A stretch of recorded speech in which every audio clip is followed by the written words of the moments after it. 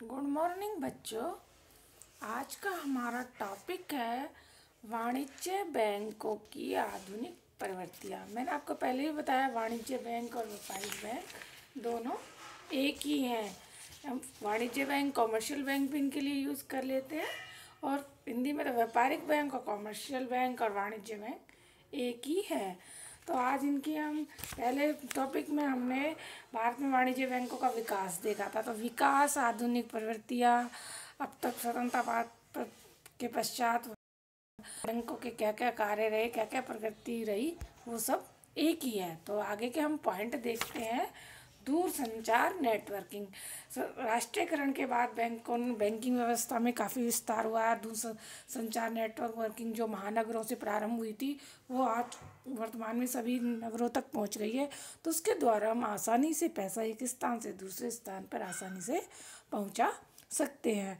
Next है automatic teller machine या ATM या एनी टाइम मशीन। जैसे नाम से ही पता लग रहा है एनी टाइम मशीन, यानी कि एनी टाइम मनी, यानी कि हर समय पैसा मिल सकता है। तो एटीएम पर आप 24 घंटे में कभी भी पैसा अपनी मर्ज़ी से निकाल सकते हैं। इससे आपको पैसे निकालने में भी सुविधा हो जाती है। तो ये सुविधा पहले महानगरों में दी हुई थी, लेकिन आजकल सब बैंकों ने ये सुविधा दे दिया। यहाँ तक कि ग्रामीण क्षेत्रों में भी ये सुविधा दे दी गई है। ऊपर से ये किसान क्रेडिट कार्ड में भी एटीएम की सुविधा बैंक ने आजकल किसानों को भी दे दी है। तत्काल धन हस्तांतरण, ऑनलाइन जो पैसे का ट्रांसफ़र है वो भी हम आसानी से कर सकते हैं। कंप्यूटर नेटवर्किंग के द्वारा ये सब संभव हो पाया है। हम देश के बाहर भी, देश में ही, डिस्ट्रिक्ट में, देश में, स्टेट में और देश के बाहर भी पैसा भेज सकते हैं। तो ये सब सुविधा एटीएम के विस्तार होने से और बैंकों द्वारा ऑनलाइन बैंकिंग और दूरसंचार बैंकिंग इन्हीं के द्वारा ये सुविधा उपलब्ध हो पा रही है। इंटरनेट बैंकिंग भी ऑनलाइन बैंकिंग का ही हिस्सा है। इसके द्वारा हम इंटरनेट के द्वारा पैसा एक स्थान से दूसरे स्थान पर आसानी से स्थानांतरण कर सकते हैं। इसमें इलेक्ट्रॉनिक बैंकिंग भी इसके लिए हम शब्द यूज़ कर सकते हैं। तो लगभग सभी जो कॉमर्शियल बैंक है, नेशनलाइजेशन बैंक हैं, वो सब नेट बैंकिंग की सुविधा अपने ग्राहकों को दे रहे हैं, जिससे वो पैसा एक स्थान से दूसरे स्थान पर आसानी से पहुंचा सकते हैं। इसमें अपने नेट बैंकिंग का वो लेना पड़ता है सब्सक्रिप्शन और अपना पासवर्ड और वो सब डालना पड़ता है, तब आप पैसा ट्रांसफ़र कर सकते हैं। सामाजिक बैंकिंग बैंकों के इसके लिए विशेष ध्यान देने की आवश्यकता है कि ऐसे ही लोगों को पैसा नहीं दे जो संपन्न है और जो पहले से पैसा है उनके पास, या फिर ऐसे क्षेत्रों में पैसा जो पहले से डेवलप है। तो ऐसे क्षेत्रों में पैसा देना चाहिए जहाँ बैंक डेवलप नहीं है। तो यानी कि जो समाज का कमज़ोर तबका है, जैसे से है दस्तकार है, छोटे किसान है, मजदूर है, अपंग है, हथकरंदा करता है, मोची है, कुम्हार है, बेरोजगार कैदी, शिक्षित बेरोजगार, गंदी बस्तियों में रहने वाले आदिवासी जनजाति के लोग आदि, ऐसे लोगों को भी ऋण दिया जाए। लोगों को ऋण देने में जोखिम अवश्य रहता है, किंतु समाज के उत्थान के लिए सब आवश्यक है। क्योंकि एक तबका का अगर विकास नहीं होगा तो देश का विकास कैसे संभव होगा। इसलिए बैंकों को अपनी आधुनिक प्रवृत्तियों में सामाजिक उत्तरदायित्व को भी समझना चाहिए। नेक्स्ट है सुदृढ़ प्रबंध व्यवस्था। बैंकों की प्रबंध व्यवस्था में सुधार होना चाहिए। शिक्षित और प्रशिक्षित प्रबंधकों की नियुक्ति होनी चाहिए। कर्मचारी भी कुशल होने चाहिए, जिससे जो सरकार द्वारा निर्धारित योजनाएं, आरबीआई द्वारा जो निर्धारित योजनाएं हैं, उनका आसानी से उनका संचालन किया जा सके और जिससे बैंकों की भी आर्थिक स्थिति सुधरेगी और जो बैंकों के विलयन और एकीकरण की वो समस्या भी कम आएगी। नेक्स्ट है उपभोक्ता ऋण। उपभोक्ता ऋण वो ऋण है जो उपभोक्ताओं को पर्सनल ऋण दिए जाते हैं।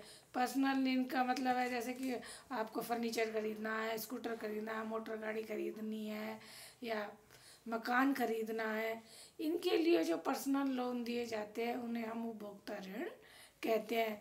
तो बैंक ग्राहकों को आसान किस्तों पर ये ऋण उपलब्ध कराते हैं, जिससे कि ऋण की डिमांड भी बढ़ती है, जिससे बैंक अपना साख का सर्जन कर पाते हैं।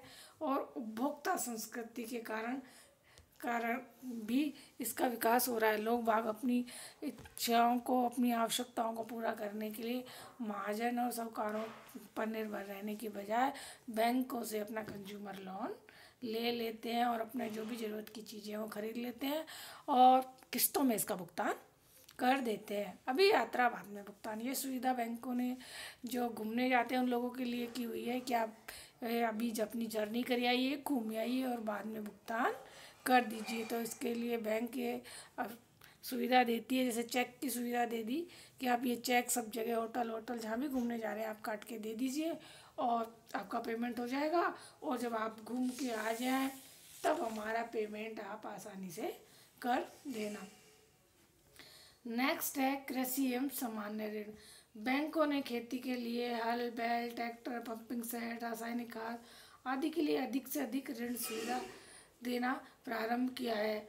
इसी प्रकार सामान्य आदमी को भी, विशेषकर कमजोर और गरीब तबके के लोगों को जो कभी उपेक्षित माने जाते थे, उन्हें भी अधिक ऋण देना प्रारंभ कर दिया है, जिससे कृषि भी का भी विकास हो और जो पिछड़े हुए लोग हैं उनका भी विकास हो और वो विकास की धारा से जुड़ सके। नेक्स्ट है आपका विनियोग सुझाव देना, यानी कि बैंक है जो कॉमर्शियल बैंक है जो अपने ग्राहकों को उनके धन को सुरक्षित एवं लाभदायक विनियोजन के लिए भी सलाह देते हैं कि इस पैसे को आप इस तरीके से इन्वेस्ट करिए जिससे आपको ज़्यादा प्रॉफिट होगा। नेक्स्ट है चलाइष्णु बैंक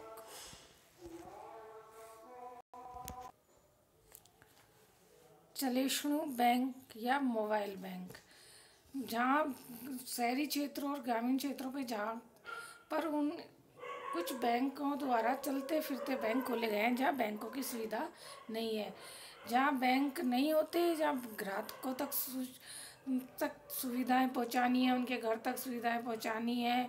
इसके लिए ये मोबाइल बैंकिंग व्यवस्था की गई है, जिससे हर एक व्यक्ति बैंकों से जुड़ सके।